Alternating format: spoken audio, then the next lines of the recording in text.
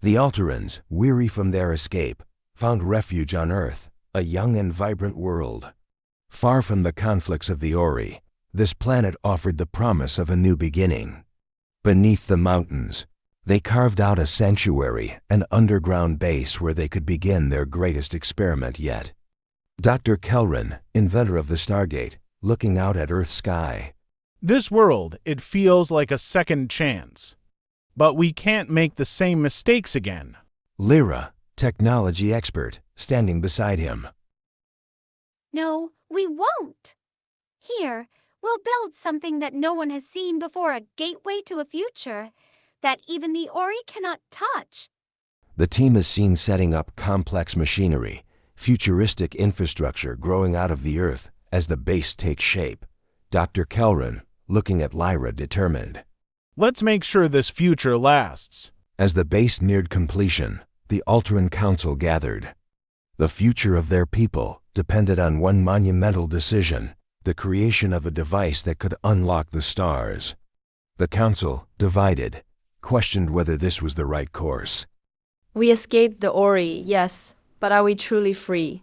What you're proposing, this gateway, could make us even more vulnerable. What happens when the Ori learn of this technology? Dr. Kelron, passionate but calm. I understand your concerns, Counselor, but this is not a risk. It's a necessity. The Ori grows stronger every day. If we stay hidden, we'll eventually be found. But if we move outward, if we see the stars, we can create safe havens across the galaxy. And what of the dangers? How can we trust that this device won't destabilize space itself? Dr. Kelron, unfazed. Because I've studied the very fabric of spacetime for decades. This is not speculation, it's science. The gateway to the stars is not just a tool for exploration. It's our path to survival. We can open doors to worlds we haven't yet imagined. Lyra, interjecting, backing up Kelron. The Stargate is designed with safety at its core. We'll test it rigorously. The first gate will be a prototype, built to send a probe, not people. But if it works, it could change everything for us. Imagine reaching distant planets in an instant. Despite doubts, the Council gave their approval. With their blessing, Kelron's team set to work. In the dark corridors of their underground labs, the first Stargate was born. Dr. Kelron, focused but tired, speaking to Lyra. We need to align the event horizon stabilizers perfectly, or we risk imploding the entire structure. How's the energy matrix holding? I've rerouted power from the auxiliary generators, but we're still seeing spikes. I don't like the readings from the central core. It's fluctuating too much. Then we redesign it. We can't afford instability. Not with this much raw energy. Hours turn into days. Lyra working late into the night, manually recalibrating systems, as Kelron oversees the final assembly of the gate. We're ready for the first test, but I need to alert you to some concerns. I have designed the gate with similar transportation technology as our ring platforms. However, the data of the traveler will be transported through the gateway to the target destination. I could not completely fix the power surge we initially saw in our tests. However, I managed to modify the gate to expel the unstable energy while the event horizon is activating. We may need to have a seclusion area to ensure no one is close to the gate while it's being activated. There is no workaround. Dr. Kelron, reviewing the data, gives the order to send the schematic plans to the Council. They were in a process of building an alpha site on a nearby planet. Lyra, I want you head with the second team to the outer planet and oversee the building of the second gate, calibrated to be the receiver gate after review of our current tests. We need to ensure that the trip is one way only, from dial to receiver. This will ensure no data packets are scrambled during transport. That is a great idea. I will head over there straight away and begin working on our second gate with the latest modifications. We will communicate daily to ensure any changes are communicated to implement on both gates. We cannot afford any discrepancies between gates. The team went off-world to begin the work on the second gate. 9 months go past, and the second gate is ready for testing. Lyra oversees the second gate while Kelron is at the original gate. The council assembles around the lab. What are those symbols? As a member of the council points to the gate, Dr. Kelron addresses the entire council present in the lab. Honorable members of the Council, the Stargate operates using a system we call chevrons. Each chevron locks in a specific coordinate in space. To travel within our galaxy, the Stargate uses 7 chevrons. Dr. Kelron gestures to a holographic display of a Stargate. Let me explain. 6 chevrons represent points in 3-dimensional space, forming the destination's location within the galaxy. Think of them as a precise charting system locking in coordinates from different star constellations. Dr. Kelron highlights 6 points on the holographic map. Once these 6 points are locked, the 7th chevron. Well, this acts as the key to chart the final course of our point of origin.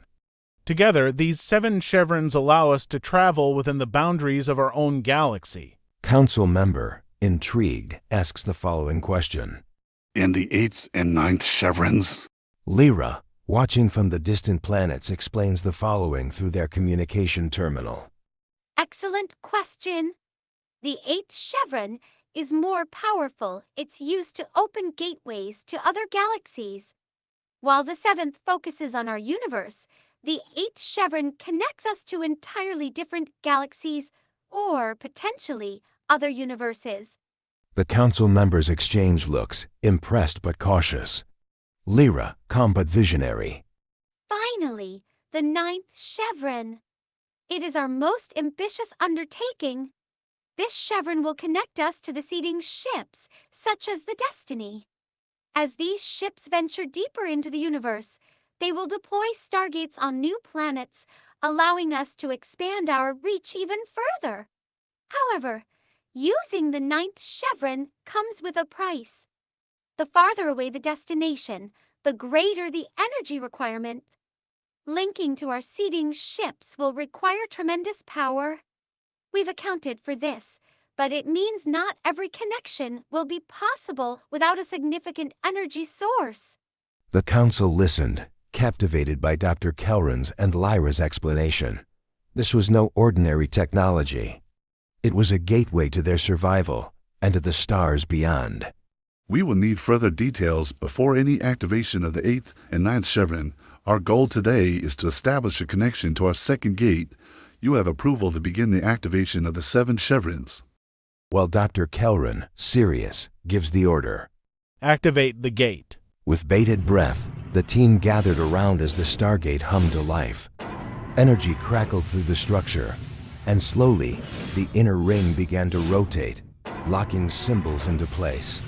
The Stargate's event horizon creates an unstable flush towards the Council, but quickly retracts, then stabilizes, forming a shimmering watery portal. The Council members astonished by the sight of an activated gate. Send the probe. A small drone hovers in front of the gate and goes through. Tension builds as they await the data. A pause, then the screen flickers to life image of Lyra appears as she inspects the probe for damages. We've got telemetry. The probe has arrived undamaged, and reading indicates a perfect connection. It seems like signal waves can be transported both ways, but physical transport has been limited to one-way travel per dial. But the road to success wasn't without challenges.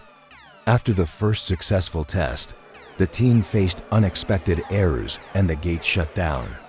As they attempted to reopen the gate, a malfunction caused power surges throughout the base. Damn it! The interface is overloading again. We've lost the connection, shut down all systems, and power off.